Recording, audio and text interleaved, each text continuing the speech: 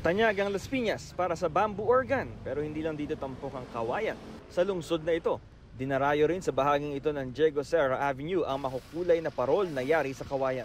Ito ang ikinabubuhay ng pamilya ni Jay Gallardo. Matagal na po, siguro po mga ano na po, 50, 60 to 50 years. Mahalaga po sa amin kasi po ito po yung gantong pong season, bare months po, ito po yung talagang ano namin. Kasi po medyo okay naman po yung business na to. Ang ganitong mga puting parol na kung tawagin tala, 400 pesos ang isa. Maaari ring bumili ng isang set na maliliit at maningning na mga parol sa halagang 1,000 pesos.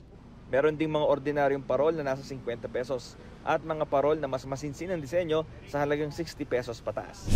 Pamorningan sa paggawa sina Lawrence Salen at kanyang mga kasama dahil dumadagsa na ang mga customized order ng mga parol sa kanila. Specialty nila ang mga parol na likha sa kapis. Depende sa size ang presyo nito. Ang small nasa 1,500 pesos hanggang 2,000 pesos. Medium 2,500 pesos hanggang 3,000 pesos at large 4,000 hanggang 6,000 pesos. Katulad ng ibang mga gumagawa ng parol dito sa Las Piñas, isa na rin itong talento na ipinamana sa kanya ng mga magulang niya. Yung sa hanap buhay ng pamilya ko na ganito, matagal na.